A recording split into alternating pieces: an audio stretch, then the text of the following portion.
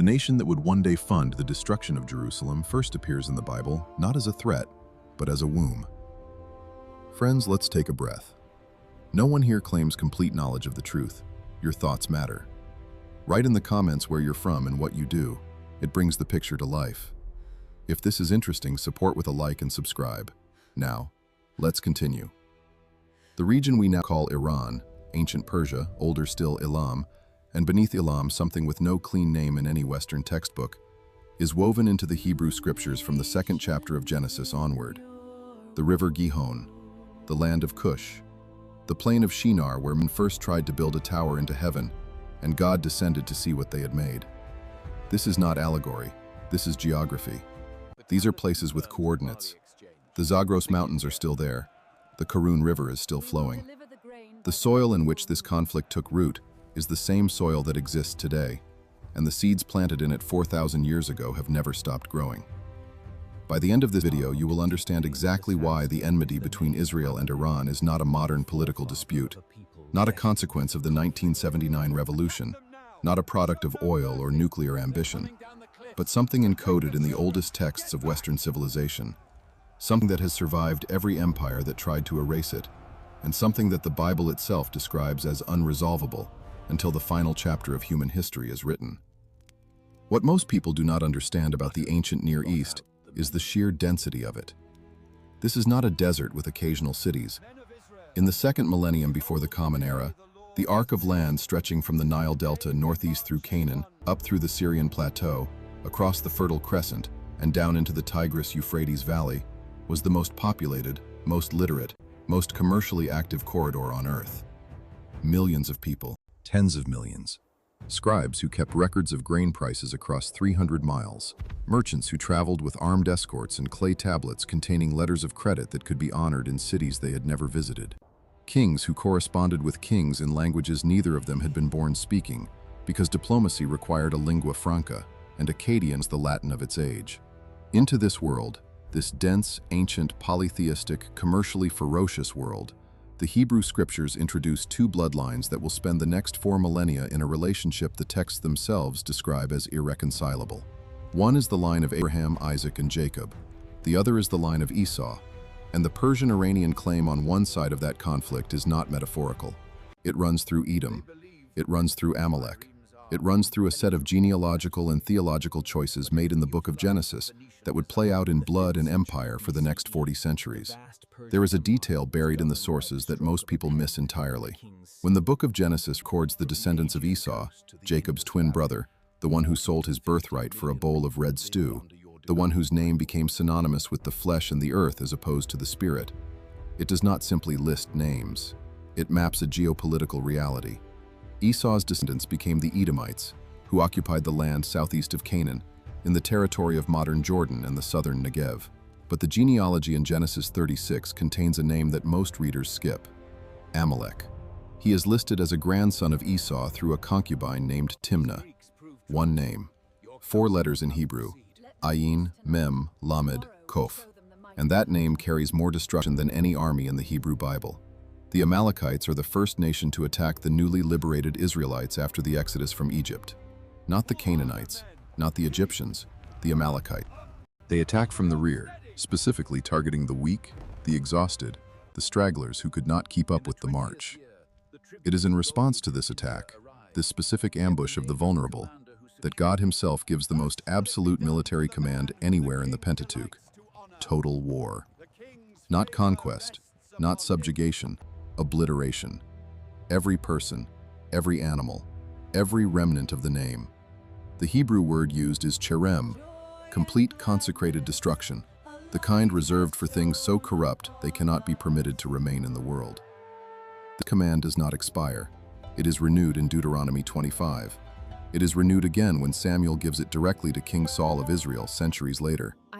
And it is here, in the reign of Saul, in the 11th century before the Common Era, that the thread connecting ancient Genesis to modern Tehran becomes not metaphor, but mechanism.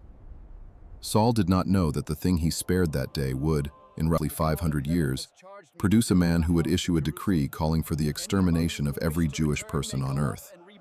Saul, the first king of Israel, is given the clearest command in the Old Testament: The prophet Samuel stands before him and delivers it without diplomatic language. Go, attack Amalek, destroy everything, spare nothing. The Hebrew text uses a verb, hika, that means strike, devastate, annihilate. There is no interpretive ambiguity. The command is not to defeat them.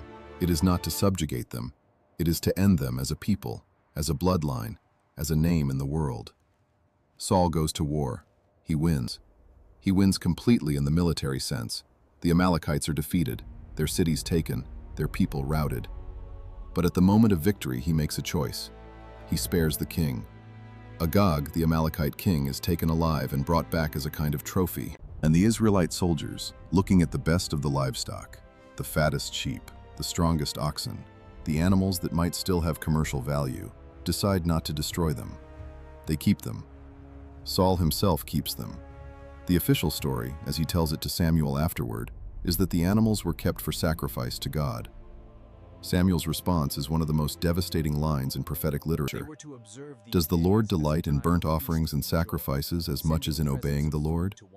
To obey is better than sacrifice, and to heed is better than the fat of rams. Saul had won the war and lost the command, and because he lost the command, the Amalekite bloodline did not end. Agag was alive. Agag's line was alive. And somewhere in that line, the scholars and the rabbis have debated this for centuries, and the text of the book of Esther makes the connection explicit. There would eventually be born a man named Haman. The gap between Saul's disobedience and Haman's decree is approximately 5 centuries. 5 centuries during which the Amalekite thread wound itself through history without anyone tracking it, without anyone recognizing it, without anyone understanding that the thing Saul refused to destroy that day had spent 500 years growing roots into the most powerful empire the ancient world had ever seen. Haman the Agagite. That is his title in the book of Esther. Not just Haman, Haman the Agagite, a direct descendant of Agag, the king Saul spared. The Persians had conquered everything by the time Haman appears in the narrative. The Achaemenid Empire under Xerxes, Ahasuerus in the Hebrew, stretched from the Aegean coast of modern Turkey to the Indus Valley, encompassing what is now Greece, Turkey, Egypt, Israel, Jordan, Iraq, Iran, Afghanistan, and Pakistan. It was the largest empire the world had seen. Somewhere between 40 and 50 million people lived under its administration. And at its center of power, in the court of Susa, sat a man whose ancestors Saul had been explicitly commanded to destroy, now holding the second highest office in the most powerful nation on earth. Haman did not know, and this is the irony the text forces the reader to feel, that the very thing that elevated him, his Amalekite identity, his ancestral connection to the people who had ambushed Israel in the wilderness, was also the thing that would destroy him.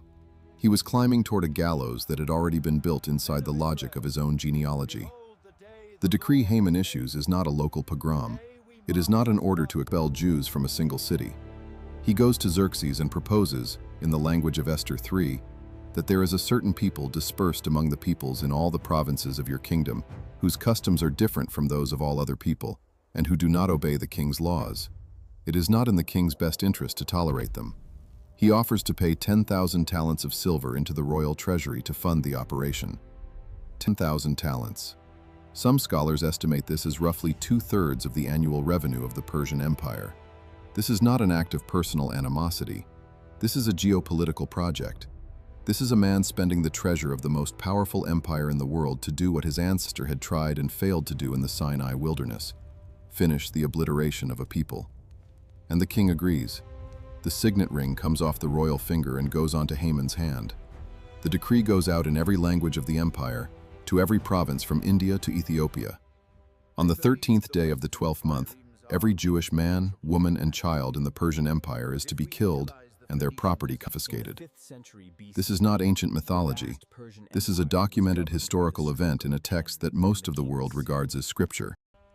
The first recorded systematic decree for the genocide of the Jewish people does not happen in Rome. It does not happen in medieval Europe. It happens in Persia. It happens at the center of the empire that sits on the soil of modern Iran. And it happens specifically because a king named Saul, 1,000 years before Xerxes, spared a man he had been commanded to kill. The root appeared dead. It was not. What Haman could not have anticipated, And what makes the Book of Esther one of the most structurally perfect narratives in ancient literature is that the correction to Saul's failure would come from inside Saul's own bloodline.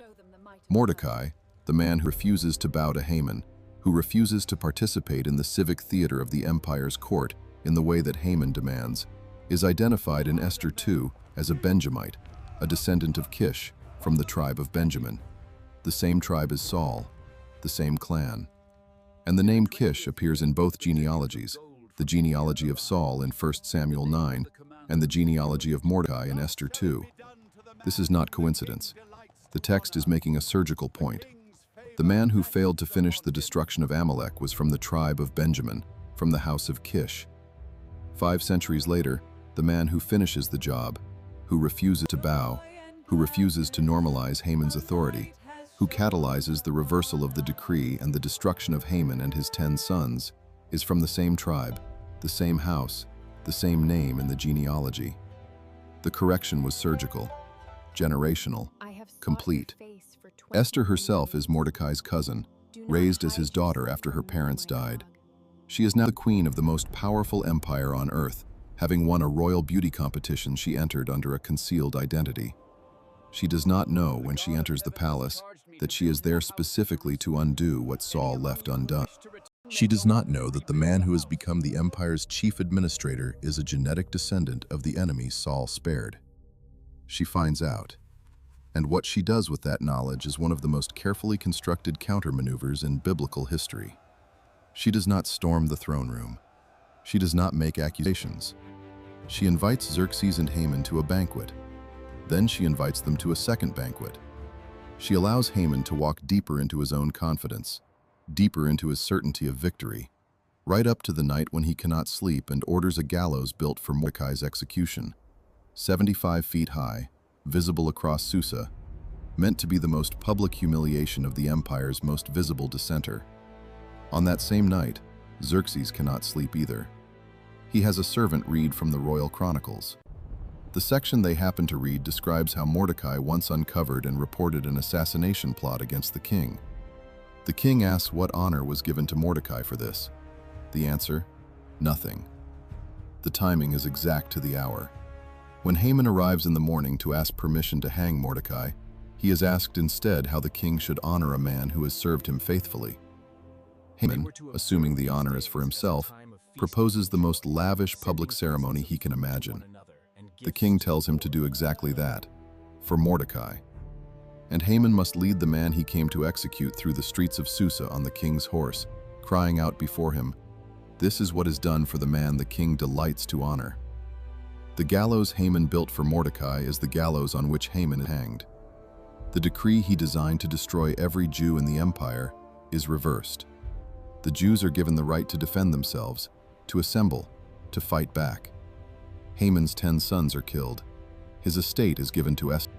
And in the final accounting of the book, in province after province across the Persian Empire, those who had planned to attack the Jewish people based on the original decree are themselves killed. 75,000 in one accounting, more in others. The thing Saul preserved, the Amalekite bloodline, specifically the royal Amalekite bloodline through Agag, became the instrument of the greatest existential threat the Jewish people would face for the next 1,000 years. Not Rome, not Babylon. Haman, Agag's descendant, in Persia, in the territory of modern Iran. And the correction, when it came from inside the same household that failed. Now here is where the theological structure of the Hebrew Bible begins to fold back on itself in ways that feel less like literature and more like architecture. Because the conflict between Israel and the descendants of Esau, which includes Amalek, which includes Haman, which runs in the prophets through Edom, through Seir, through the nations associated with resistance to the redemptive project of God, is not a conflict that ends with the Book of Esther. The rabbinical tradition is explicit about this. The Talmud associates Amalek not with a specific ethnic group that can be identified today, but with a spiritual posture, the nation or the force that attacks the weak from behind, that targets the stragglers, that has no fear of God and no strategic aim beyond destruction. Amalek, in the tradition, is not a people. Amalek is a principle. And the Persian Empire, or more precisely, the theological identity that the land of Persia accumulates in the prophetic books, becomes over time a carrier of that principle in a way that goes beyond the Esther narrative. Daniel writes from the Babylonian court. Ezekiel writes from the same exile.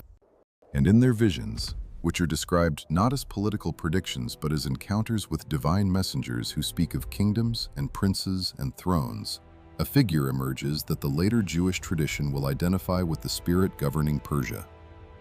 In Daniel 10, the prophet is given a vision and is told that a messenger was sent to him the moment he began to pray, 21 days earlier, but that the messenger was detained. Delayed. By what? By the prince of Persia. Not a human prince, a spiritual prince, a being of such authority and power that even a divine messenger required reinforcement. The archangel Michael himself had to intervene before the message could be delivered. This is the moment where the conflict between Israel and Persia, which has been narrated in Genesis and Exodus and Samuel and Esther as a series of historical events, is revealed to be something operating on a different register entirely. There is, in the cosmology of Daniel and the tradition that builds from it, a principality, a spiritual authority, specifically governing the nation of Persia. And that principality is in direct opposition to the purposes of the God of Israel, not politically, ontologically. The modern state of Iran understands itself, at the level of its official theology since 1979, as being in exactly this kind of cosmic conflict with Israel. This is not a diplomatic disagreement. Supreme Leader Khomeini did not use the language of territory or resources or even security when he articulated the Islamic Republic's position on Israel. He used the language of theology. The elimination of Israel, and this language has been used repeatedly by Iranian leadership for 45 years, is described not as a political objective but as a religious duty. The Jewish state is referred to as a cancer to be removed from the body of the Islamic world. This is not the language of geopolitics. This is the language of the kind of spiritual war that Daniel 10 describes. And here, the central thesis of this entire narrative reveals its full weight for the first time. This war was not started by the 1979 revolution. It was not started by the founding of the modern state of Israel in 1948. It was not started by the Balfour Declaration, or the Ottoman collapse, or even the Crusades. It was encoded into the structure of the biblical narrative in the book of Genesis, when Jacob and Esau, twins, sons of one father, heirs of one promise, were told before their birth that two nations are in your womb, and one will be stronger than the other, and the older will serve the younger. That word, serve, in Hebrew is ya'avod, from the same root as eved, slave. And the reversal of that relationship, the older serving the younger, is something that the elder twin never accepts. Esau's name in the Hebrew text carries its own weight. It means hairy, rough, earthy. The tradition links it to Edom, which means red, because Esau asked for the red stew that became the price of birthright. Edom, red, the color of earth, of blood, of the material world chosen over the spiritual inheritance. And in the prophetic books, Edom becomes a cipher, a stand-in, for every force that opposes the redemptive project carried by Jacob's line. Isaiah devotes an entire chapter, chapter 34, to the destruction of Edom, describing it in language so apocalyptic that streams of the land will be turned to pitch and dust to sulfur. Jeremiah announces the judgment of Edom in chapter 49, Ezekiel in chapters 25 and 35, Amos, Obadiah, the shortest book in the Hebrew Bible, devoted entirely to Edom's judgment. The prophetic consensus on Edom is not ambiguous, and the identification of Edom with Rome, which happens explicitly in the Talmudic literature beginning in the 1st and 2nd centuries of the Common Era, eventually extends, in some streams of rabbinic thought, to include any empire that takes on the characteristics of Esau, material dominance combined with spiritual opposition to Israel. The Persian Empire of Haman is one candidate, the Roman Empire is another. And in the medieval period, some traditions extend the application to Christianity as it was wielded politically by Rome. But in the modern era, the identification that many Jewish scholars and theologians find most consistent with the prophetic pattern is not a Western power. It is Iran. Not because of ethnic ancestry.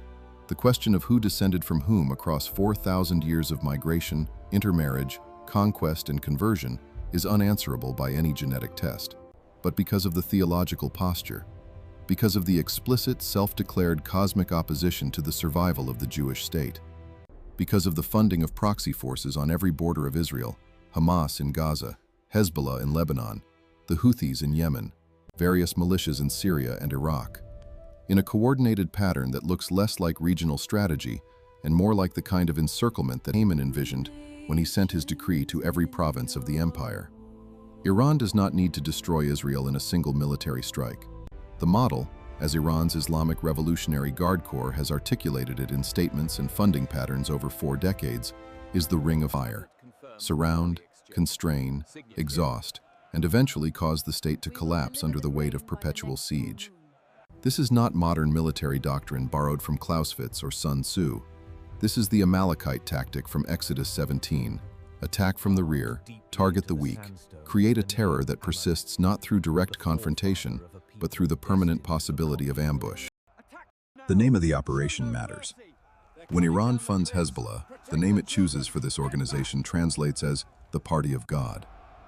When the Hamas charter in its original 1988 version quotes the hadith in which the prophet says, "The day of judgment will not arrive until Muslims fight Jews, and the trees and stones say there is a Jew hiding behind me, come and kill him."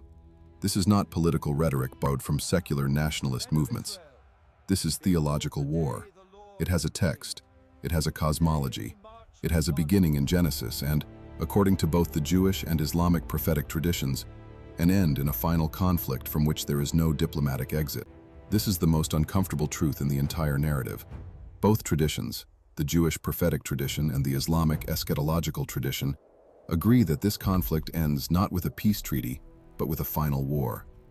They disagree about who wins. They disagree about the nature of the divine will driving the outcome. But they agree that the ordinary mechanisms of diplomacy, negotiation, compromise, economic integration, confidence-building measures, are insufficient to the scale of what is actually at stake. The Oslo Accords did not address Genesis. The Abraham Accords, remarkable as they are, normalize relations between Israel and Arab states that were never theologically committed to Israel's elimination. Iran's commitment is different in kind, not degree. The Persian Empire of Cyrus, the same empire, the same soil, the same people, issued the decree that ended the Babylonian exile and allowed the Jewish people to return to the land and rebuild the temple. Cyrus is the only non-Jewish person in the entire Hebrew Bible who is given the title of Mashiach, Anointed One, by God Himself, in Isaiah 45. The same territory that produced the decree of Haman also produced the decree of Cyrus. The same land, the same throne room, historically speaking, the same geography. And the Hebrew Bible holds both of these things simultaneously, without resolving them into a single verdict on Persia, because the text is not interested in nations as permanent moral categories. It is interested in alignment, with or against the purposes of God. And it shows, over and over, that both alignments are possible from within the same geography, the same bloodline, the same empire. Cyrus did not know, and this is the irony embedded in the structure of the Hebrew prophetic literature, that his decree to release the Jewish exiles had been spoken by name in a prophecy written 150 years before he was born. Isaiah 44 names him, by name, a century and a half before his birth. That detail has unsettled scholars and commentators for 2,000 years, and it was there in the text the entire time, waiting. What the prophetic literature of the Hebrew Bible describes, taken as a whole, is not a simple story of Israel versus Persia. It is a story about a specific kind of conflict that has spiritual dimensions that political analysis cannot fully account for, that has genealogical roots that trace back to a single family quarrel in the book of Genesis, and that has proven immune to resolution by any of the mechanisms that human civilization has developed for resolving conflicts between nations. The Camp David Accords resolved the conflict between Israel and Egypt. The Wadi Araba Treaty resolved the conflict between Israel and Jordan. The Abraham Accords added the UAE, Bahrain, Sudan, and Morocco. The pattern of normalization, however slow and however conditional, has moved through the Arab world in ways that seemed impossible a generation ago. But Iran remains outside this pattern, not because the Iranian people are uniquely hostile. Polling data from inside Iran consistently shows that ordinary Iranians do not share the eliminationist theology of the Islamic Revolutionary Guard Corps, not because of any permanent feature of Persian culture, but because the government of the Islamic Republic of Iran has organized itself around a theological commitment to Israel's elimination that is not negotiable within its own framework. because to negotiate it would be to abandon the theological premise on which the revolution justified its seizure of power. The revolution of 1979 was not simply a political revolution, it was a theological one. Khomeini's doctrine of velayat-e faqih, the guardianship of the jurist, posits that the highest political authority in the Islamic world should be a senior religious scholar, specifically a Shia jurisprudent, who governs as a trustee of the hidden imam, the 12th imam of Shia Islam, who is believed to be in occultation since the 9th century of the Common Era, and who will return at the end of days to establish justice on earth. The return of the Mahdi, the hidden imam, is expected to be preceded by universal chaos, by conflict, by the kind of world historical crisis that shakes existing orders. Some strands of this tradition hold that the conflict involving Israel will be part of the conditions preceding the Mahdi's return. The Islamic Republic of Iran does not govern as a nation-state in the Westphalian sense. It governs as a theological project aimed at a specific eschatological destination. This is not geopolitics. This is the same register as Daniel 10. This is the Prince of Persia, operating through a different institutional form, not the Achaemenid court, not the Sassanid throne, but the Supreme Leader's office in Tehran. The structure is different, the mechanism is different. The conviction that there is a cosmic war between the God of Israel and the power governing Persia, a war that will not be resolved by negotiation, is 4,000 years old. Type the word Susa in the comments right now. Susa, the ancient Persian capital where Haman's gallows were built, and Esther walked into the throne room without an invitation, risking her life on the possibility that the king would extend the golden scepter.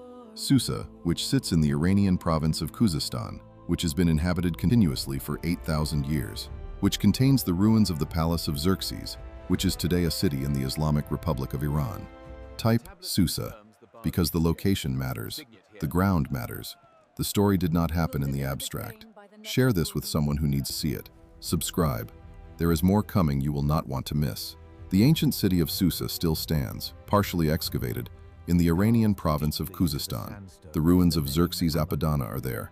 The foundation stones of the throne room where Haman asked for a signet ring and Esther asked for the life of her people are still in the ground, still recognizable, still mapped by archaeologists who have been digging there since the 1860s. Somewhere in that same soil, in layers below the Achaemenid palace, are the remains of a city that was old when Abraham was young, that was trading grain and copper and lapis lazuli when the children of Jacob had not yet been born. The conflict did not begin in 1979. It did not begin in 1948. It did not begin in the 1st century when Rome destroyed the Second Temple. It began in a tent in the Negev desert when a woman named Rebecca felt 2 children struggling inside her and was told that the struggle would outlast her children, outlast every empire that would rise and fall in the land between the rivers. And she held that word, and it was heavier than she knew. Now comes the question that no diplomatic framework has ever been able to answer, because no diplomatic framework has ever been designed to address it. The question is not whether Israel and Iran can reach a security agreement. It is not whether sanctions can modify Iranian behavior. It is not whether moderate factions within the Islamic Republic can eventually displace the hardliners. All of those are real questions with real political consequences. But beneath them, operating on a different frequency, is the question that the Hebrew Bible has been asking since the 25th chapter of Genesis. What do you do with a conflict that was declared irresolvable before the parties were born? The text of Genesis 25 is specific in a way that most readers do not notice. The word used for the struggling of the twins inside Rebekah is not the ordinary Hebrew word for movement or kicking. It is yitrotztsu, from a root meaning to crush, to break, to shatter. These children are not kicking inside the womb. They are already fighting, already attempting to damage each other. And the oracle Rebekah receives is not a prediction of temporary rivalry that will eventually be healed. It is a structural declaration.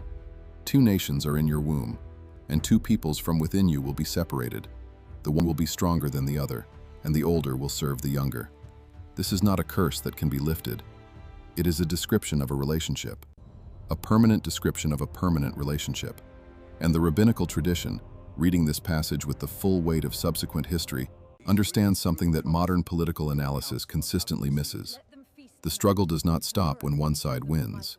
It restarts. Every time Esau's line achieves dominance, it attempts to destroy Jacob's line completely, not to subjugate it, not to exploit it, but to end it. Pharaoh in Egypt orders the drowning of Hebrew male infants. Haman in Persia issues a decree of total extermination.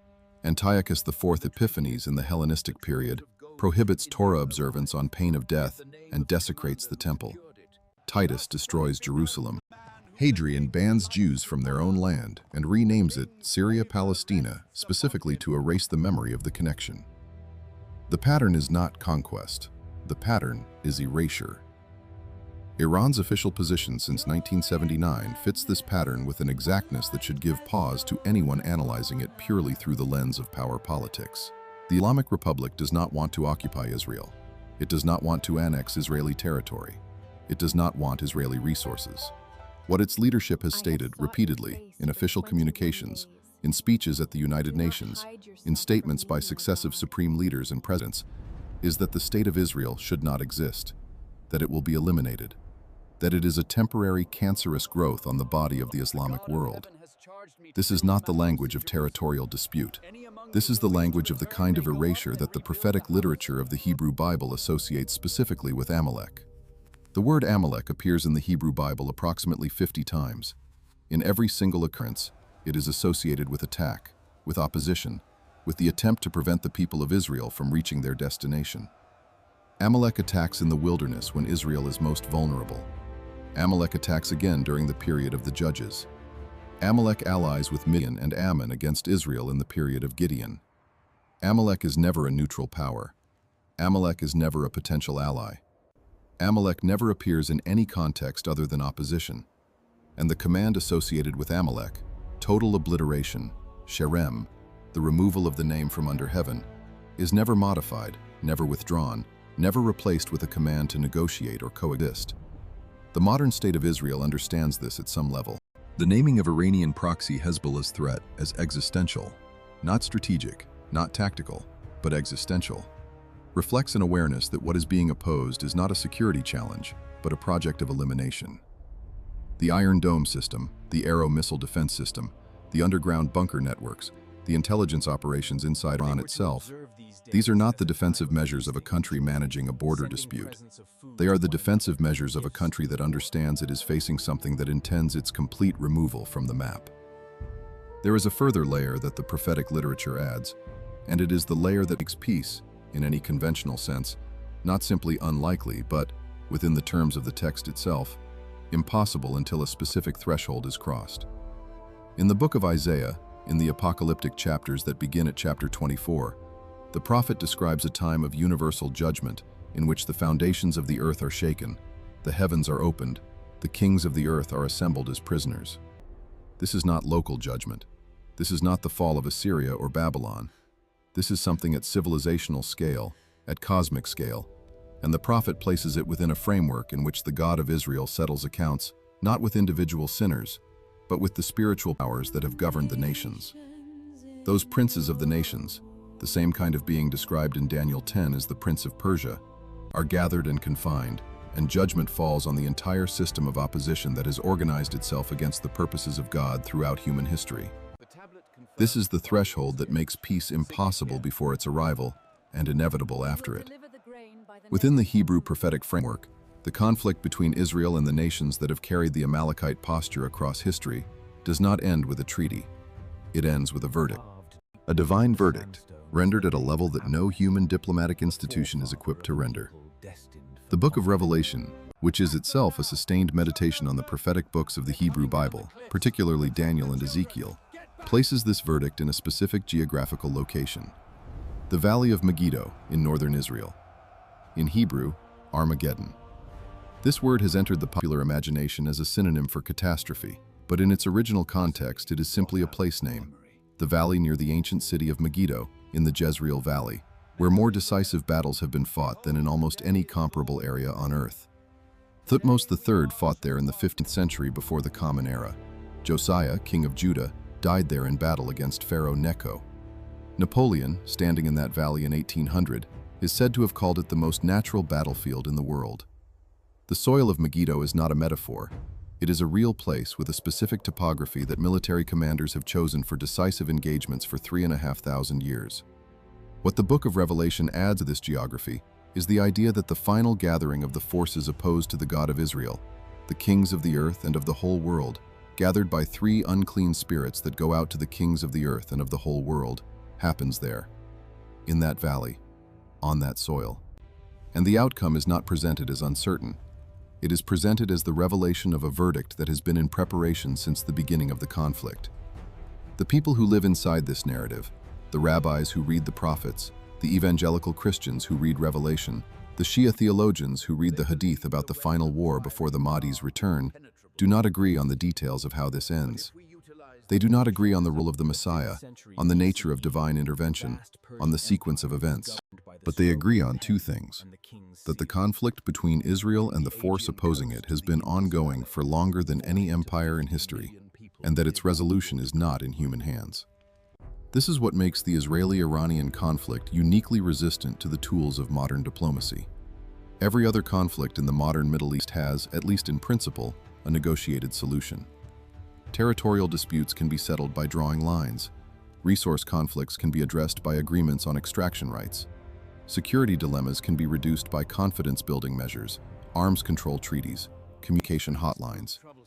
Even the deepest historical grievances between peoples, Germany and France, Serbia and Croatia, Japan and South Korea, have, in the decades after catastrophic violence, been addressed by some combination of acknowledgement, reparation, and institutional memory.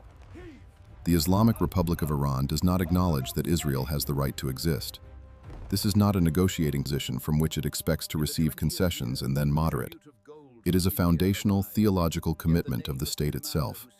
To abandon it would be to abandon the premise on which the revolution justified its existence, the premise that the state is operating as a trustee of divine will in preparation for the Mahdi's return, and that the elimination of Israel is part of the divine will it is called to execute. No confidence-building measure addresses that. No sanctions package removes that commitment. It can only be suppressed, managed, delayed, or it can be confronted at the scale on which it operates.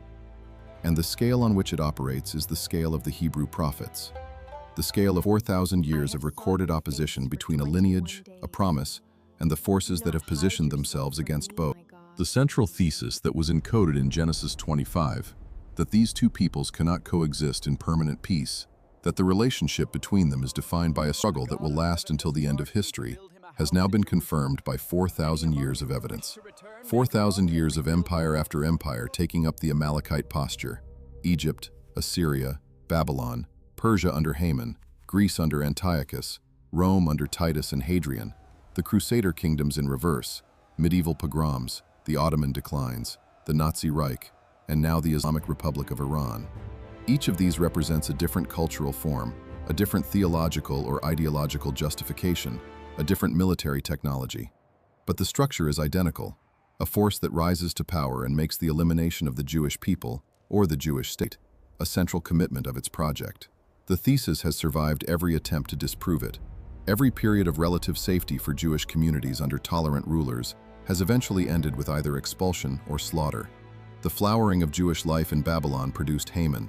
The flowering of Jewish life in Spain under Islamic Andalusia produced the Almohad persecutions. The flowering of Jewish life in Germany produced the final solution. And the flowering of Jewish life in the modern state of Israel, the most militarily capable, economically productive, technologically advanced Jewish community in all of human history, is now facing the most systematically organized elimination project since the Second World War, funded and coordinated from Tehran. What Saul's decision in the 11th century before the Common Era set in motion was not simply a military problem that could be corrected by a subsequent military campaign. It was a genealogical survival of the principle of opposition. Agag lived. Agag's line continued. That line produced Haman, and while Haman was defeated, decisively, completely, permanently, in the specific episode of the Book of Esther, the principle did not die with him. The text itself makes this point, because the command to destroy Amalek is not rescinded after the events of Purim. The rabbinical tradition holds that Amalek persists not as a genetic line, which by now has been thoroughly mixed into the general population of the world through thousands of years of intermarriage, but as a spiritual posture that can be adopted by any nation, any movement, any individual that takes up the specific character of the opposition. The attack from behind, the targeting of the weak, the project of elimination rather than conquest, the absence of fear of God. Iran is not Amalek in the sense that its people are genetic descendants of the Amalekite tribe. That claim would be historically incoherent across 4,000 years and hundreds of miles of population movement. But the Islamic Republic of Iran has adopted, as its official theological political posture, the precise characteristic that the Hebrew Bible defines as the Amalekite principle, the committed, theologically grounded, strategically organized project of eliminating the people of Israel, not defeating them, not subjugating them, eliminating them. And the Hebrew Bible's response to that posture is not negotiation. It has never been negotiation. From the first command given to Moses at Rephidim, write this as a memorial in a book and recite it in the hearing of Joshua, I will utterly blot out the memory of Amalek from under heaven. To the command renewed in Deuteronomy, to the command given to Saul through Samuel, to the reversal engineered by Mordecai and Esther in Susa, the only response the text endorses to that specific posture is complete and final defeat. This is uncomfortable to say in the contemporary world, which has built its entire ethical framework for international relations on the premise that all conflicts are resolvable through negotiation, that all parties to a conflict have legitimate interests that can be accommodated, and that the goal of diplomacy is to find the arrangement of interests that gives each party enough of what it wants to make peace preferable to war. That framework has produced remarkable results in much of the world, but it is built on an assumption that breaks down precisely in the case of conflicts where one party is not motivated by interests that can be satisfied, but by a theological commitment that defines itself through the elimination of the other. The Book of Esther does not end with a peace treaty between the Jewish community of Persia and the Amalekite faction within the court. It ends with Haman dead, his sons dead, his decree reversed, and the Jewish people given the right to defend themselves against every force in the empire that had planned to act on the original decree. The resolution is not diplomatic, it is decisive, and the text presents this as not merely a political victory, but as the correction of a 500-year-old failure, the fulfillment, at last, of the command that Saul refused to execute. The modern application of this pattern is not a call for any specific military action. It is an observation about the nature of conflict itself. Those who believe that Iran can be brought to accept Israel's existence through economic pressure, through internal political reform, through the slow erosion of theocratic power, they are not wrong to try. Human history is full of cases where theological commitments that seemed absolute were eventually abandoned under sufficient pressure or changed circumstance. The Soviet Union was, in its own way, a theological state, committed to a materialist eschatology that defined itself through the elimination of the bourgeois order, and it collapsed. The possibility of change is never zero, but the prophetic literature of the Hebrew Bible does not describe that kind of gradual moderation as the resolution of this conflict. It describes a final confrontation, a moment of decision that cannot be indefinitely delayed by diplomatic management. And it describes the outcome of that confrontation in terms that leave no ambiguity about who's left standing. The central thesis of this entire narrative has now been stated its final time, and it has more weight now than when it was first introduced. The conflict between Israel and Iran is not a geopolitical dispute that began in the 20th century. It is a 4,000-year-old struggle between a lineage carrying a divine promise and the recurring multiform principle of opposition to that promise. It was written into the structure of the biblical narrative before any of the modern states involved in it existed. It has survived every empire that has served as its vehicle, and it will not be resolved by any instrument that operates at the level at which it appears to exist. The personal question that the narrative forces is not about Israel or Iran. It is about the thing in your own life that you have refused to fully address, the thing you compromised on at the moment of greatest victory, the thing you preserved because it seemed useful, or because destroying it felt like excess, the thing that you told yourself was small enough to manage. What is your Agag, the thing you were commanded to end, that you instead kept alive because it seemed like a trophy rather than a threat? Because the logic of the story is exact. What you spare at the moment of victory does not stay small. It waits. It finds its way into a position of power. It issues its decree from the inside of the empire you thought you controlled. And when it moves against you, it will be wearing the ring of the most powerful man in the room. The correction, when it comes, will require someone from the same household as the one who failed. Someone who understands the original command, who has lived under the consequences of its refusal, and who is willing to walk into the throne room without an invitation and ask for the life of their people, knowing that the king's scepter may or may not be extended. Type SUSA in the comments, because that is where the throne room was. That is where the golden scepter was extended or withheld. That is where the decree was reversed. That is still today a city on the soil of the Islamic Republic of Iran, containing the ruins of a palace where one of the most precisely structured reversals in all of human literature was executed by a woman who concealed her identity until the moment concealment would have cost more than revelation. Share this with someone who needs to see it. Subscribe. There is more coming you will not want to miss. In the ruins of ancient Susa, in the Iranian province of Khuzestan, archaeologists in the 1860s uncovered a stone stele inscribed in 3 languages: Persian, Elamite, and Babylonian, with laws of Hammurabi, which had been taken there as a trophy by an Elamite king who raided Babylon in the 12th century before the Common Era. The stele now stands in the Louvre. The ruins stand in Iran, and beneath those ruins, in layers the archaeologists have not yet fully excavated, the soil holds the memory of everything that happened there. The decree of Haman going out in every language of the empire, the feast Esther prepared, the night the king could not sleep, the morning the gallows stood empty because the man who built them was hanging from them instead. The text that described all of this was written down, preserved, copied, carried through the destruction of the temple and the exile of the people, and it exists today in more copies than any other document from the ancient world. Saul spared Agag in the 11th century before the Common Era, and 500 years later, a woman named Esther walked into a throne room in Susa and undid what he had refused to finish. And the record of that correction is still being read, in its original language, in synagogues on every continent, every year, on the festival that celebrates the day the decree was reversed, and the people the decree intended to erase were still alive to light candles and eat and be glad.